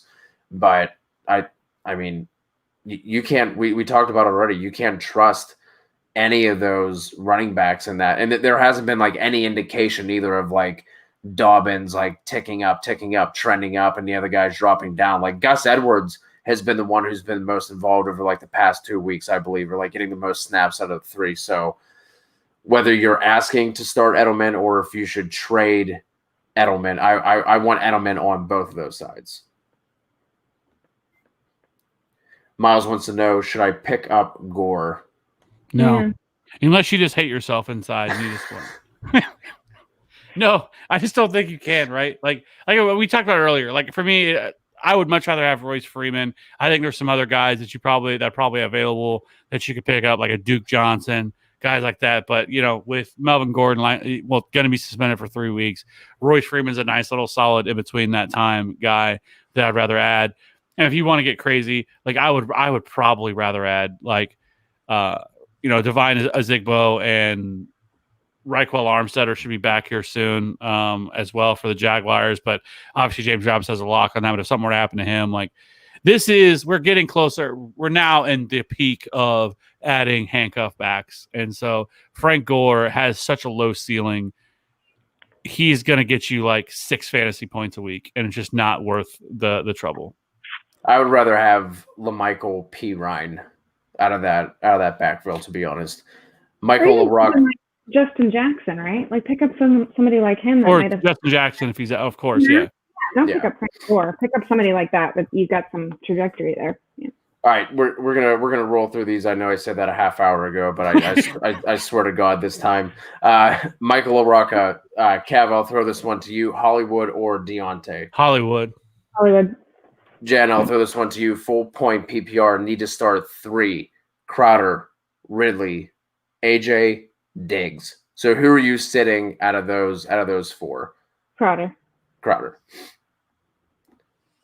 Getting some Steelers questions in here. We had Ray who gave a shout out to the Steelers.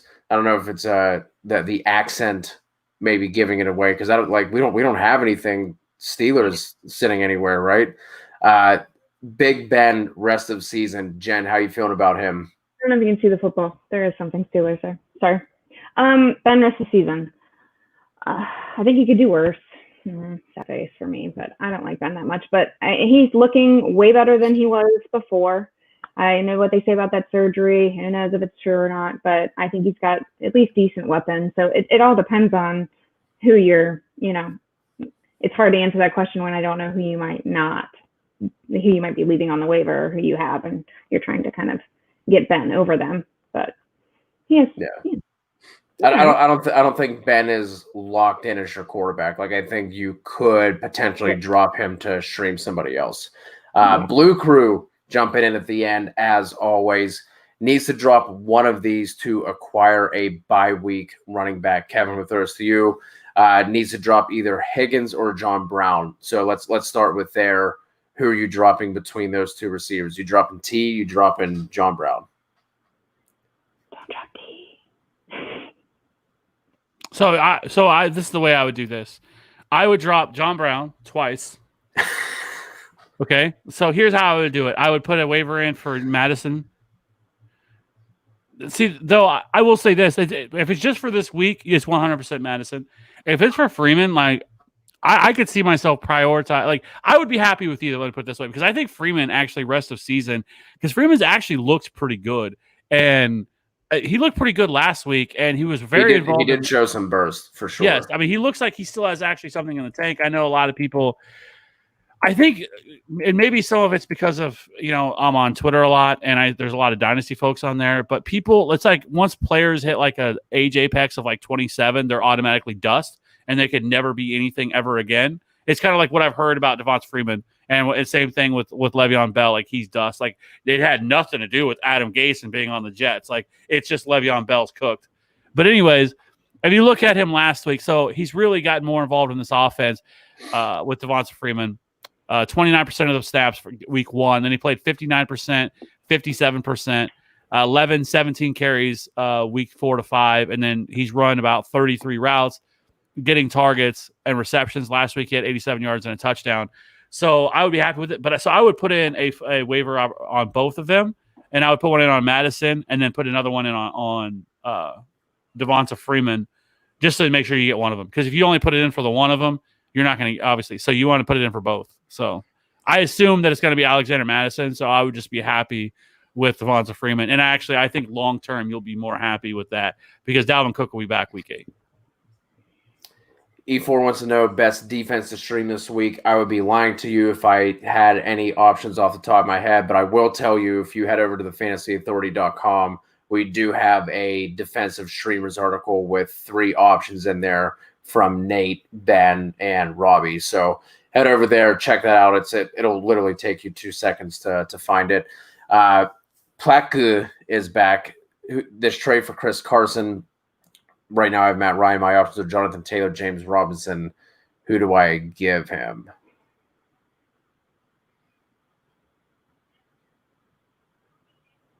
Could you use it in a sentence?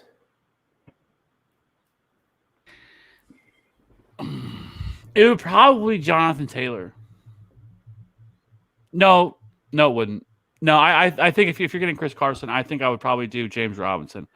Just because I think there's a chance there with him that you just don't know what's going to happen the rest of the season, how this is going to play out. I know he's been great for the first 4 weeks. He's outplayed Jonathan Taylor. I don't know. But I still feel like you're getting too much. I feel like you're giving up too much for Chris Carson there because also adding Matt Ryan into the mix. I feel like you might be giving up too much to do that because Chris Carson to James Robinson, like I don't think there's that big of a drop. Like I feel like that's pretty close, at least how they played this year.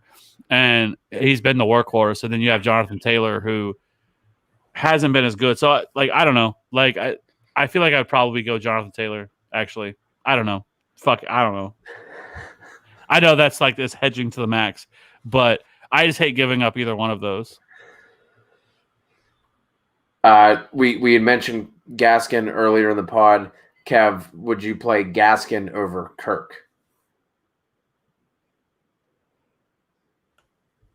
The way I would play this to keep on with the hedge theme. If you need safety, if you need I'm good with 8 to 12 points, roll Gaskin. If you're looking at your opponent or you need some upside in your lineup, I would go Kirk. That's the way I would play that.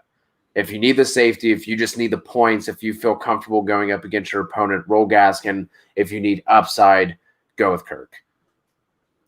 Yeah, I think Myles Gaskin is actually the safer option. It's like Myles Gaskin has not been talked about at all by most people this year, but he's been pretty consistent. I mean, he's 10.6, 14.2, 14.5, 9.2 against Seattle, and then 20.1 last week against San Francisco. So he's played at least 60% of the snaps in pretty much in every week of the season. He's getting pass catching work as well. So I would go Gaskin over Kirk. He said his QB is Kyler. Does that sway your decision at all? For me, it doesn't really. No, probably not. Probably makes it even more. So here's what so if it was me, I would still probably try to get something more added into the mix. No, that was Start said, buddy. Kyler or Gaskin, and he was saying he's got Kyler in that stack, and we were saying we'd still rather play Gaskin as safety, but it probably makes Cody's argument even better for if you need that upside, then you want that stack. I thought it was the question before when talking about the trade is what I thought they were talking about, saying that he also had Kyler Murray. That's what I was asking. Okay. Now, E4 burn the number one waiver on Chase Claypool. I would not.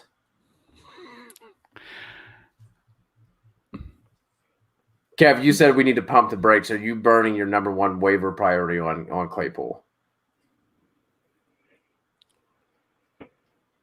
I would need to know more to it. I would need to know. Kev is living that full on hedge life right now, and it is glorious.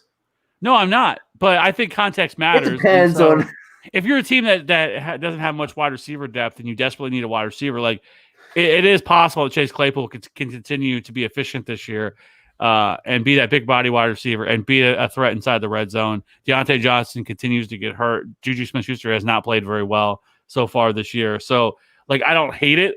Yes, I think some people are overhyping him a little bit, but at the same time, he still has all the physical traits. He's still a rookie, and so he can still hit value and still be somebody that you maybe want to add. I get it. And so it just really depends on the situation on, do you desperately need a wide receiver? If you don't, then no, I wouldn't. I would try to hold on to it until a better running back situation happens. Or if a guy like Chase Edmonds was out there, I would much rather have Chase Edmonds than Claypool. Jen, I'll throw this one to you. Jefferson or Mostert at the flex? Probably Mostert there. Kev, Julio traded Drake for Gaskin. How do you feel about that? Just like a step back three from Kyle Lowry down deep, right? Just fucking crush that. Yes. Great move. All right, we're gonna finish out with Blue Crew. Blue Crew, you're always the last one to get in here. It's great timing on your part.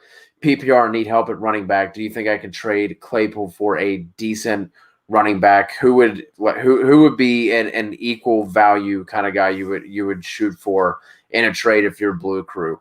He says he's already stacked a wide receiver, doesn't need Claypool. I mean, who does? I mean, no one really needs Claypool. I don't know why you hate. I don't know why. I just don't understand why you hate him. If you're going to trade for somebody, yes, go ahead. Listen, it's going to have to be like an RB2 option. It probably would be somebody like like a Chase Edmonds, which I would love that move, or a Myles Gaskin type, or even like a Le'Veon Bell. I know a lot of people hate Le'Veon Bell, but in the right situation, like Le'Veon Bell could once again take off and be a solid back. So, but right now we don't know where that spot is going to be. At least I think we'll find out in the next couple of days. But so for me, I think that's what you would get from it. But yeah, if you don't need him, then I would definitely be going after a running back. Or do you need a tight end? Is there a tight end that you need? Like I would be using that to attack whatever weakness you have, whether it be at running back depth or at tight end. Because at tight end, I think you could actually get a pretty solid tight end. You know, maybe throw something else into it and get like Jonnu, who is crushed. # brand on me for saying Jonnu was a top 5 tight end this year for the brand, and he has crushed it every week. 6 to midnight every time. Every time I see him score a touchdown. But so Chase Claypool, yes, I think those are the guys I would look to trade. Jen, do you have any other running backs you want to throw into the mix real quick before we get out of here? No, he did. He named like Chase Edmonds feels like that's right around there. Like I feel like you could get him for a Claypool right now and so high, and Edmonds is somebody that has a good thing, like a Gaskin. Yeah, he was like right on point. I was trying to think of who might still be on the wire or who might be somebody that somebody might be looking to trade right now and willing to part for it and believe in Claypool. So I think somebody like that, because they're not fully, they're just on that road, so there's risk there. So you might be able to get that. Awesome. Well, Blue Crew is rocking 4-1 right now, and said we're part of the reason. I'd like to know what percent before we give you an actual shout out here, Blue Crew. If we're only 40%, like that doesn't really do much for me. So you're gonna have to let us know what part of that we are. But we're gonna get out of here. Jen, I have one thing to say. I just have one thing to say, then I'm done and I'm out, and we can get the fuck out of here. I said it again. I'm gonna say it again this week. Another public service announcement. Anybody that's in a league that vetoes trades is the fucking worst. I'm so tired of hearing it. We're getting a lot of comments in our comment section where people are saying, "Oh, this trade was vetoed in my league." It fucking irritates the shit out of me, right? Like vetoes should never be a thing in a league. They should just not be allowed in a league. They should be taken out of fantasy football because people use them as some sort of strategy to hold people back to get better, and it annoys the shit out of me. Like the one we had today was like it was Tom Brady for.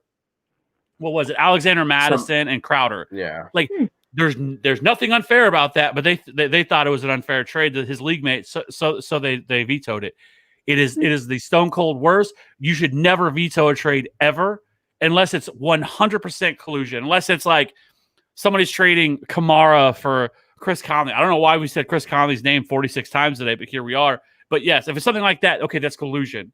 Like we can clearly see that. But if it's not and nothing else, and you cannot absolutely prove it, you should never veto it. No trade. It is not your decision as a fantasy owner to go about and veto something. That is not your fucking job to decide what trade you think is fair, what's not. It's between them and the other owner to make that decision. So you should never veto a trade. Like it is the stone cold worst. And if you've done it, I'm going to give you a pass, and I'm going to pardon you because you're listening to the show. But past this, you should never do it again. And if people do it, after this year, you should just jump out and leave because there is absolutely no excuse. There's no answer. I don't care what your response is. It is not a good strategy to veto a trade just because you don't think that it's fair. You're the stone cold worst. Don't do it. That's all I got to say. How many stone colds was that? 5 or so? I don't know. About as many Chris Conleys as Stone Colds. Absolutely. Well, we couldn't have stopped without Kevin having a rant. It wouldn't have been a show without it. So welcome back, Jen. That was the parting gift to you for coming on. And Kona, if you can get McLaurin for Mike Davis, kudos to you. Do it. Do that right now. So, Jen, we appreciate you jumping on. It was good to see you again. You can find Jen on Twitter at the only Jen Smith. You can real quick. Do you think he can get any more for? I wouldn't. Don't press your luck.